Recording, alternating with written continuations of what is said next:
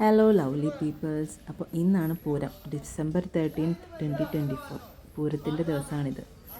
അപ്പോൾ കാലത്ത് തന്നെ കുളിയൊക്കെ കഴിഞ്ഞ് ബ്രേക്ക്ഫാസ്റ്റൊക്കെ കഴിച്ച് നമ്മളിങ്ങനെ പുറത്തേക്ക് ഇറങ്ങിയിരിക്കുമ്പോൾ ഇങ്ങനെ ആനകളൊക്കെ പോകുന്നത് കാണാം. പൂരത്തിൻ്റെ മുൻപായിട്ട് തയ്യാറെടുപ്പുകളൊക്കെ ആയിട്ട് ആനയും ആൾക്കാരൊക്കെ ആയിട്ട് പോകുന്നത് കാണാം. ഒരു ഉച്ചയോട് കൂടിയിട്ട് പൂരമൊക്കെ സ്റ്റാർട്ടാവും.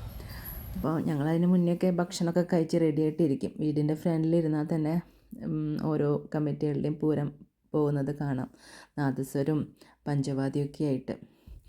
പിന്നെ കുറച്ച് പൂരം പോയി കഴിഞ്ഞാൽ ഞങ്ങൾ ഇറങ്ങും വീട്ടിൽ നിന്ന്. അങ്ങനെ നടന്ന് അങ്ങോട്ട് പൂരപ്പറമ്പിലോട്ട് പോയി അതുവഴി എൻ്റെ വീട്ടിലോട്ട് പോവും. അപ്പോൾ അങ്ങനെ പോണ വഴിക്കൊക്കെ വേറെയും പൂരങ്ങൾ കാണാൻ പറ്റും. അങ്ങനെയാണ് പതിവ്. പിന്നെ കൂട്ടെഴുന്നള്ളിപ്പ് കാണാനായിട്ട് ഈവനിങ് ഒരു 5:30 കൂടിയിട്ട് കുന്നത്തേക്ക് കയറും. അതാണ് പൂരത്തിൻ്റെ ഒരു റൂട്ടീൻ എന്ന് പറയണത്. അപ്പോൾ പകലൊക്കെ ഇങ്ങനെ വീട്ടിൽ ആരെങ്കിലുമൊക്കെ വരും, ഗസ്റ്റൊക്കെ ഉണ്ടാവും. ചിലപ്പം ചില കൊല്ലങ്ങളിൽ കുറേ പേര് വരും. പിന്നെ ചിലർ അച്ഛനമ്മേനെയൊക്കെ കാണാനായിട്ട് വരും പൂരത്തിൻ്റെ അന്ന് വരുമ്പോഴൊക്കെ.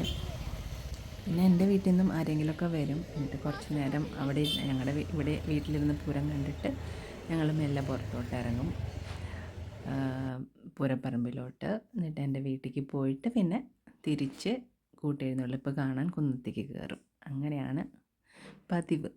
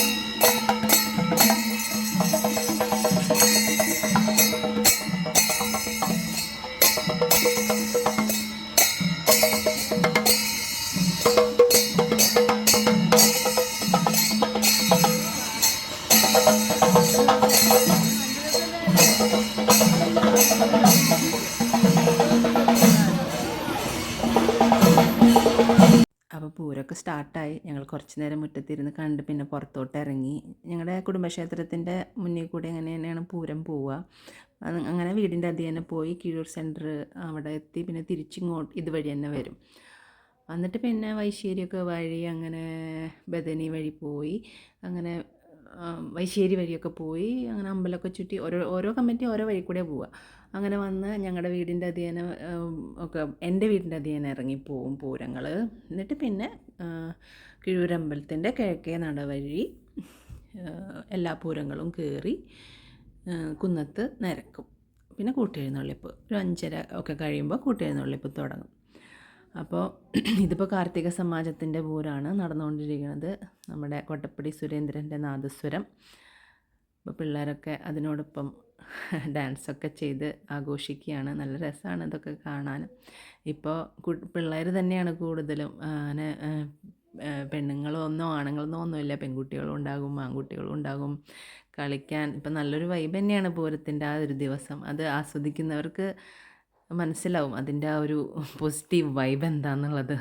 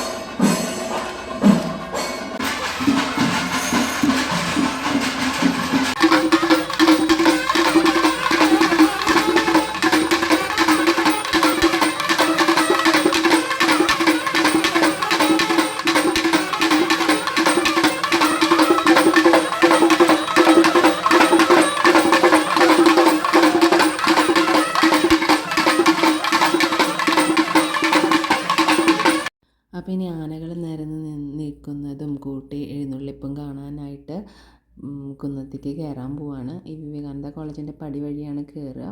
ഇത്തവണ വല്യമാമനും അമ്മായിയൊക്കെ ഉണ്ടായിരുന്നു പൂരം കാണാനായിട്ട്.